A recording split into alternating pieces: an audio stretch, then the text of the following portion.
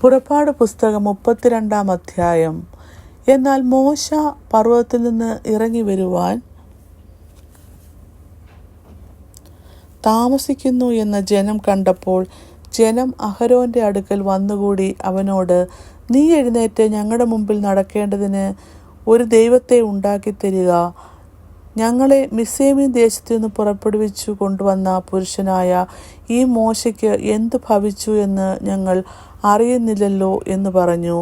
അഹരോൻ അവരോട്, നിങ്ങളുടെ ഭാര്യമാരുടെയും പുത്രന്മാരുടെയും പുത്രിമാരുടെയും കാതിലെ പൊൻകുണുക്ക് പറിച്ച് എൻ്റെ അടുക്കൽ കൊണ്ടുവരുവീൻ എന്ന് പറഞ്ഞു.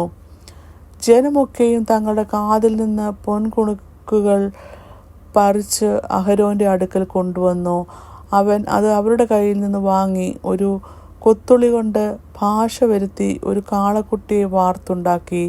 അപ്പോൾ അവർ, ഇസ്രായേലേ, ഇത് നിന്നെ മിസ്രയീം ദേശത്തു നിന്ന് കൊണ്ടുവന്ന നിന്റെ ദൈവമാകുന്നു എന്ന് പറഞ്ഞു.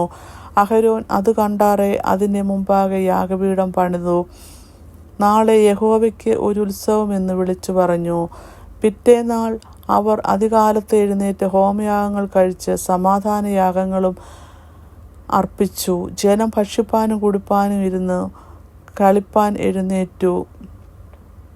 അപ്പോൾ യഹോവ മോശയോട്, നീ ഇറങ്ങിച്ചെല്ലുക. നീ മിസ്രയീം ദേശത്തു നിന്ന് കൊണ്ടുവന്ന നിന്റെ ജനം തങ്ങളെ തന്നെ വഷളാക്കിയിരിക്കുന്നു. ഞാൻ അവരോട് കൽപ്പിച്ച വഴി അവർ വേഗത്തിൽ വിട്ടുമാറി ഒരു കാളക്കുട്ടിയെ വാർത്തുണ്ടാക്കി നമസ്കരിച്ച് അതിന് യാഗം കഴിച്ചു. ഇസ്രായേലേ, ഇത് നിന്നെ മിസ്രയീം ദേശത്തു നിന്ന് കൊണ്ടുവന്ന നിന്റെ ദൈവം ആകുന്നു എന്ന് പറയുന്നു എന്ന് അരുളി ചെയ്തു. ഞാൻ ഈ ജനത്തെ നോക്കി അത് ദുശ്ശാഠ്യമുള്ള ജനം ആകുന്നു എന്ന് കണ്ടു. അതുകൊണ്ട് എൻ്റെ കോപം അവർക്ക് വിരോധമായി ജ്വലിച്ചു. ഞാൻ അവരെ ദഹിപ്പിക്കേണ്ടതിന് എന്നെ വിടുക. നിന്നെ ഞാൻ വലിയൊരു ജാതിയാക്കും എന്ന് യഹോവ മോശയോട് അരുളി ചെയ്തു.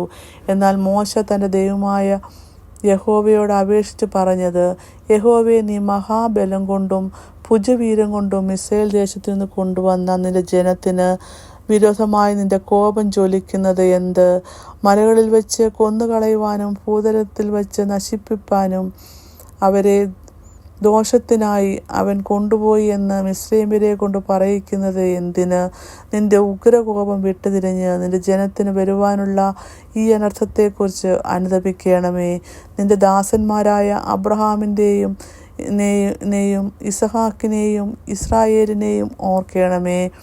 ഞാൻ നിന്റെ സന്തതിയെ ആകാശത്തിലെ നക്ഷത്രങ്ങളെപ്പോലെ വർദ്ധിപ്പിക്കുകയും ഞാൻ അരുളി ചെയ്ത ഈ ദേശത്തൊക്കെയും നിങ്ങളുടെ സന്തതിക്ക് കൊടുക്കുകയും അവർ അതിനെ എന്നേക്കും അവകാശമായി പ്രാപിക്കുകയും ചെയ്യുമെന്ന് നീ നിന്നെ കൊണ്ട് തന്നെ അവരോട് സത്യം ചെയ്തുവല്ലോ. അപ്പോൾ യഹോവ തൻ്റെ ജനത്തിന് വരുത്തുമെന്ന് കൽപ്പിച്ച അനർത്ഥത്തെക്കുറിച്ച് അനുതപിച്ചു. മോശ തിരിഞ്ഞ് പർവ്വതത്തിൽ നിന്ന് ഇറങ്ങി. സാക്ഷ്യത്തിൻ്റെ പലക രണ്ടും അവൻ്റെ കയ്യിൽ ഉണ്ടായിരുന്നു. പലക ഇപ്പുറവും അപ്പുറവും ഇരുവശത്തും എഴുതിയതായിരുന്നു.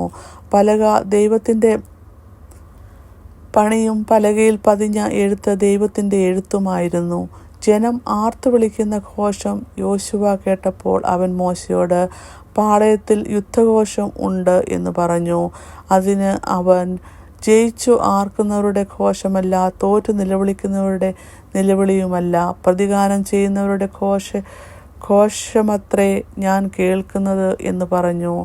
അവൻ പാളയത്തിൽ സമീപിച്ചപ്പോൾ കാളക്കുട്ടിയെയും നൃത്തങ്ങളെയും കണ്ട് അപ്പോൾ മോശയുടെ കോപം ജ്വലിച്ചു. അവൻ പലകകളെ കയ്യിൽ നിന്ന് എറിഞ്ഞ് പർവ്വതത്തിൻ്റെ അടിവാരത്ത് വെച്ച് പൊട്ടിച്ചു കളഞ്ഞു. അവർ ഉണ്ടാക്കിയിരുന്ന കാളക്കുട്ടിയെ അവൻ എടുത്ത് തീയിലിട്ട് ചുട്ട് അരച്ചു പൊടിയാക്കി വെള്ളത്തിൽ വിതറി ഇസ്രായേൽ മക്കളെ കുടിപ്പിച്ചു. മോശ അഹരോനോട്, ഈ ജനത്തിന്മേൽ ഇത്ര വലിയ പാപം വരുത്തുവാൻ അവർ നിന്നോട് എന്തു ചെയ്തു എന്ന് ചോദിച്ചു. അതിന് അഹരോൻ പറഞ്ഞത്, യജമാനൻ്റെ കോപം ജ്വലിക്കരുതേ. ഈ ജനം ദോഷത്തിലേക്ക് ചാഞ്ഞിരിക്കുന്നതെന്ന് നീ അറിയുന്നുവല്ലോ. ഞങ്ങൾക്ക് മുമ്പായി നടക്കേണ്ടതിന് ഒരു ദൈവത്തെ ഉണ്ടാക്കി തരണം.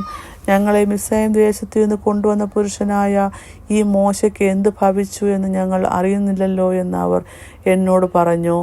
ഞാൻ അവനോട്, പൊന്നുള്ളവൻ അത് പറിച്ചെടുക്കട്ടെ എന്ന് പറഞ്ഞു. അവർ അത് എൻ്റെ പക്കൽ തന്നു.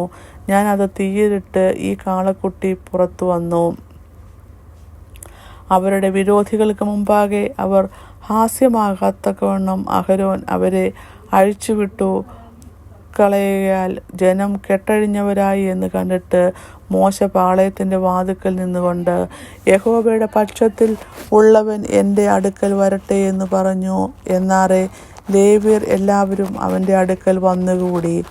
അവൻ അവരോട്, നിങ്ങൾ ഓരോരുത്തർ താന്താൻ്റെ വാൾ അഴുക്കി കെട്ടി പാളയത്തിൽ കൂടി വാതിൽ തോറും കടന്ന് ഓരോരുത്തൻ താന്താൻ്റെ സഹോദരനെയും താന്താൻ്റെ സ്നേഹിതനെയും താന്താൻ്റെ കൂട്ടുകാരനെയും കൊന്നുകളവീൻ എന്നിങ്ങനെ ഇസ്രായേലിൻ്റെ ദൈവമായ യഹോവ കൽപ്പിക്കുന്നു എന്ന് പറഞ്ഞു. ലേവ്യൻ മോശെ പറഞ്ഞതുപോലെ ചെയ്തു. അന്ന് ഏകദേശം 3000 പേർ വീണു.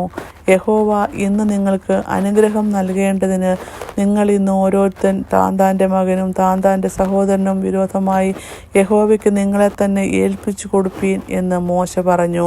പിറ്റേന്നാൾ മോശ, നിങ്ങൾ ഒരു മഹാപാപം ചെയ്തിരിക്കുന്നു. ഇപ്പോൾ ഞാൻ യഹോവയുടെ അടുക്കൽ കയറി ചെല്ലും. പക്ഷേ നിങ്ങളുടെ പാപത്തിനു വേണ്ടി പ്രായശ്ചിത്തം വരുത്തുവാൻ എനിക്ക് ഇടയാകും എന്ന് പറഞ്ഞു. അങ്ങനെ മോശ യഹോവയുടെ അടുക്കൽ മടങ്ങിച്ചെന്ന് പറഞ്ഞത് എന്തെന്നാൽ, അയ്യോ, ഈ ജനം മഹാപാതകം ചെയ്തു. പൊന്നുകൊണ്ട് തങ്ങൾക്ക് ഒരു ദൈവത്തെ ഉണ്ടാക്കിയിരിക്കുന്നു. എങ്കിലും നീ അവരുടെ പാപം ക്ഷമിക്കേണ്ടതിന്, അല്ലെങ്കിൽ നീ എഴുതിയ നിന്റെ പുസ്തകത്തിൽ നിന്ന് എൻ്റെ പേർ മായിച്ചു കളയണമേ.